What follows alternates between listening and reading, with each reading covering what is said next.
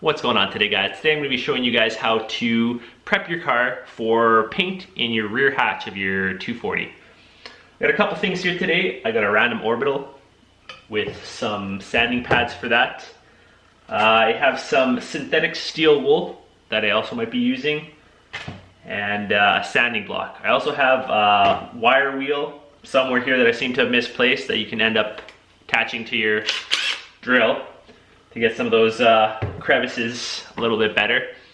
So this will show you guys if you guys want a box liner or paint your rear trunk the proper way to sand everything down and remove some of the surface rust. Alright, so we're gonna have something that looks like this.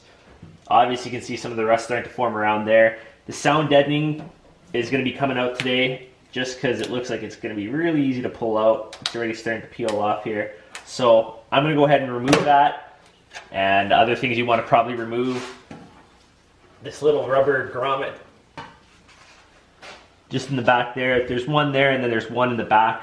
Remove that before you start sanding, obviously, because we are going to be wanting to reuse these.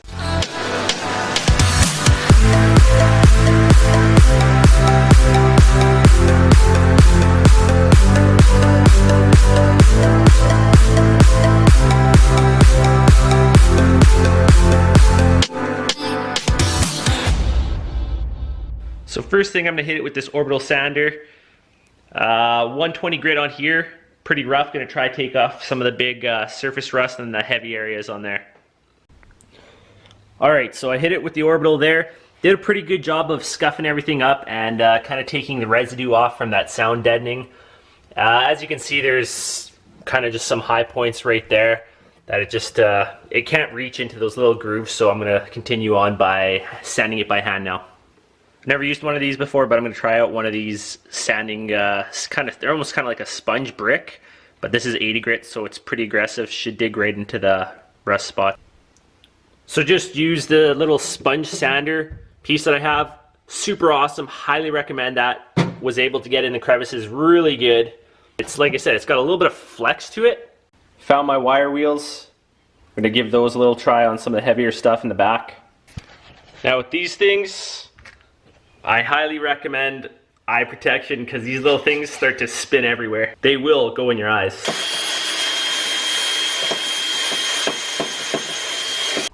Now once I wire brushed all the way around the trim of where I want to paint, I'm going to hit it with some of this Zep citrus degreaser. And once I get all the dust cleaned up, see if it needs any other little touch-ups. Now once I finished up giving it one more scrub here, simply use it microfiber cloth.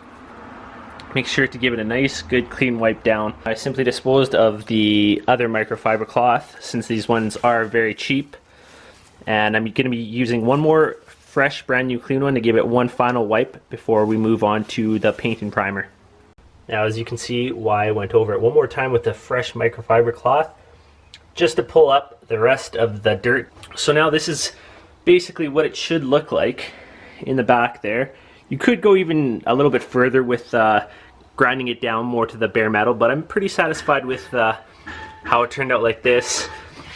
Kind of the one problem spot is going to be right here, which we're going to just go over with a little bit of rust transformation spray.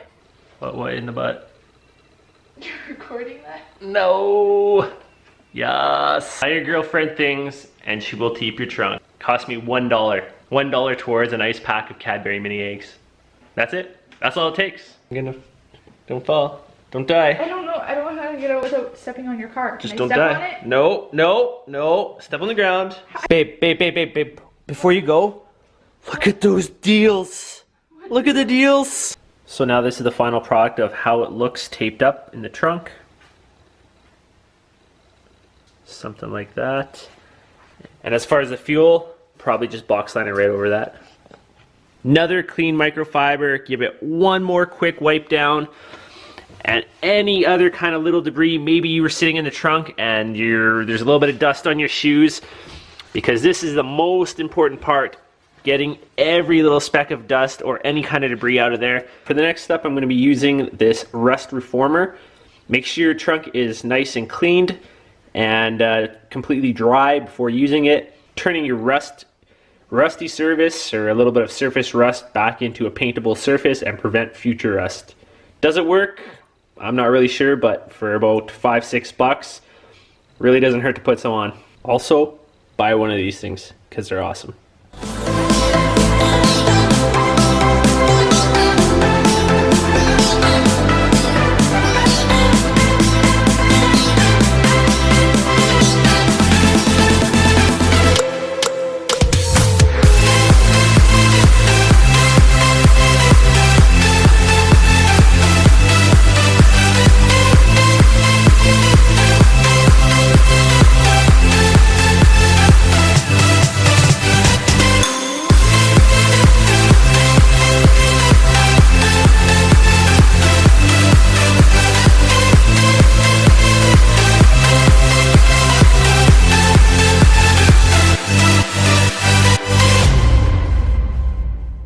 Alright guys, so I finished up with the rust transformer here, and this is how the final product looks on that.